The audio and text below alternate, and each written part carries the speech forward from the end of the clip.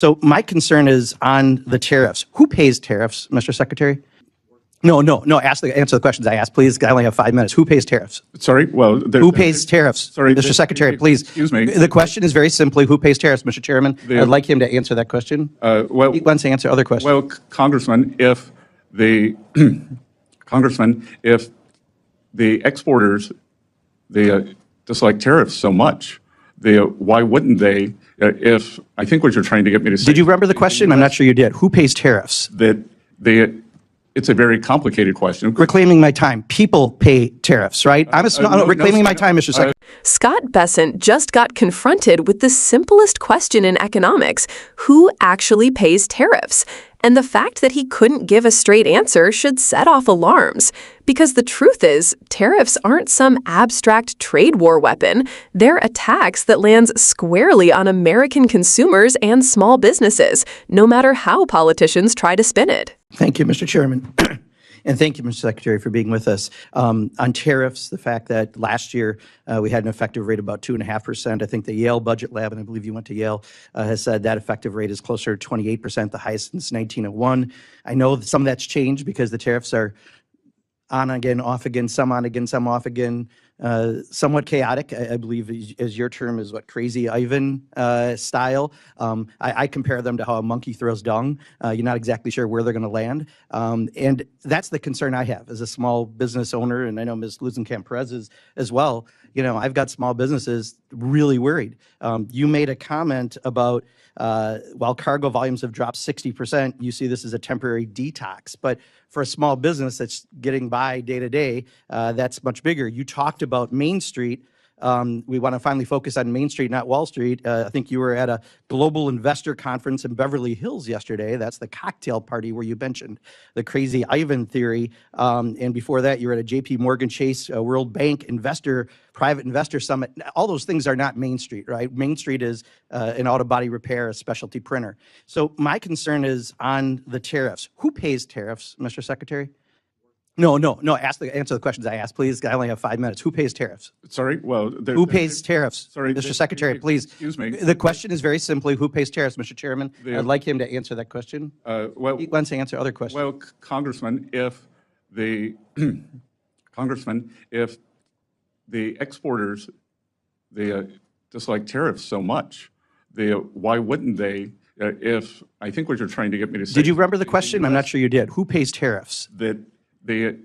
It's a very complicated question. Reclaiming my time. People pay tariffs, right? Reclaiming my time, Mr. Secretary. Reclaiming my time, Mr. Secretary. Reclaiming my time. You clearly aren't going to answer. I'm not going to waste my time having you go, Mr. Secretary, Mr. Chairman, I asked reclaiming my time.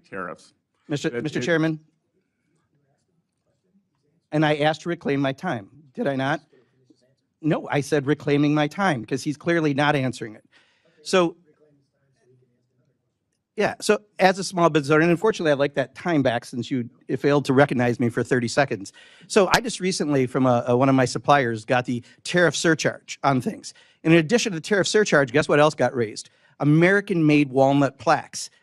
That has nothing to do with tariffs, but companies take advantage and do that. So right now, we are getting screwed right and left because of the indiscriminate use of tariffs. That's the reality for Main Street. And you go off to Beverly Hills for private investor conferences and talk about Crazy Ivan theories. Answer that. What is the Crazy Ivan theory of tariffs that you mentioned at the summit?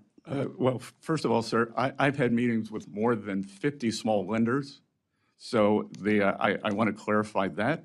I would also say that in game theory, strategic uncertainty, of which you seem to like the name Crazy Ivan. Well, it's your words, correct? Didn't you use Crazy Ivan at the? Well, you've used it 5 times.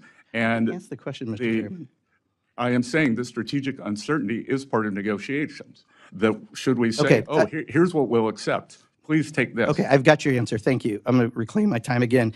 So for a small business, we don't have that luxury, right? When the ports are empty in California, and we can't get goods and people are stocking up for Christmas goods. Crazy Ivan is great for, please don't take this offense, really rich people like you, but for people like me, it's not, right? That's what makes small businesses fail. That's what makes people lose their jobs. That's what makes the stock market tank. So I'll ask one more time, who pays tariffs? Sir, the history would show that it is a complicated mix of who pays the tariffs over various times. So that's exactly the problem. If your answer, and you are a very educated person, you have a very impressive bio, cannot answer the question who pays tariffs because you won't answer that, and you say it's a complicated issue, it's not complicated. Consumers pay Trump's tariff tax. That's the reality. And I'll yield back, Mr. Chairman, but I do think next time if I asked to yield back, I would appreciate having my time yield back. What you just saw wasn't a gotcha moment. It was a stress test of how tariff policy actually lands on real people. Mark Pocan kept asking Scott Bessent one plain English question: who pays tariffs? That's not a trick. It's the core issue, because tariffs are taxes on imports, legally paid by the U.S. importer of record. In practice, that's your wholesaler, distributor, or retailer. And when their costs go up, they either eat it and shrink margins or pass it along to you and me. That pass-through isn't theoretical. When duties hit at the port, suppliers tack on a tariff surcharge, and sometimes, this is what Pocan highlighted, other prices inch up too under the cover of uncertainty. That's how a policy aimed at foreign producers becomes a price hike at the register. Here's the part that often gets lost. Tariffs don't just raise sticker prices, they inject uncertainty into the entire supply chain. If you own a small shop, you order inventory months ahead, finance that inventory on thin margins, and price it before you know if your shipment will be hit with a duty next week, suspended the week after, then reinstated at a different rate. That whiplash, what Pocan mocked as a crazy Ivan strategy, breaks planning cycles. It's not just theory, it's freight contracts renegotiated midstream, purchase orders rewritten, and holiday shelves that don't get stocked because nobody can model cash flow when the rules keep shifting. And even when a tariff works as leverage, the short-term mechanics are unforgiving. If a $100 widget faces a 10% duty, the importer now pays $110 before domestic shipping, warehousing, credit card fees, and payroll. A slim margin business can't absorb that forever. So the wholesale price creeps to $113, $115, retailers apply their normal markup, and the customer pays more.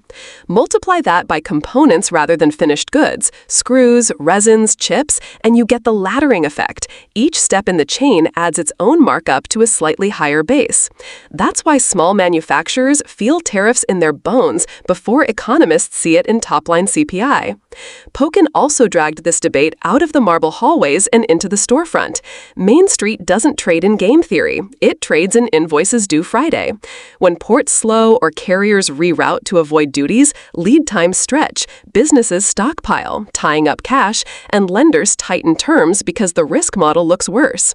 A large fund can diversify or hedge, a local printer can't.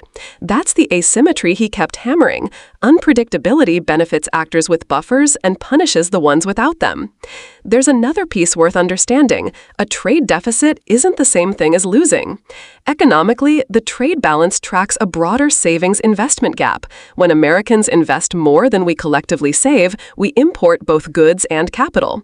You can debate the scale and the distributional effects, but calling any persistent deficit an emergency oversimplifies a complex macro identity and invites quick fixes that become slow burns. If the goal is to reshore critical capacity, semis, APIs, transformers, tariffs are a blunt tool. Targeted industrial policy, standards, permitting reform, and predictable incentives tend to deliver better signal and less collateral damage. So why did Bessent hesitate on the simplest question? Because admitting the obvious, consumers and U.S. firms bear the near-term cost, undercuts the political story that tariffs make foreigners pay. The public deserves the straight version. Tariffs can be a negotiating lever, but they are also taxes that raise domestic costs unless and until supply chains truly shift. And supply chains only shift when the policy is credible, consistent, and long-lived enough to justify the capital spend. Whiplash doesn't roof factories, certainty does. If this helped cut through the noise, like the video so more people see it. Drop a comment with what you're seeing in your business or at the checkout line. That real-world detail matters. And subscribe if you want more clear, BS-free breakdowns of economic claims versus economic reality.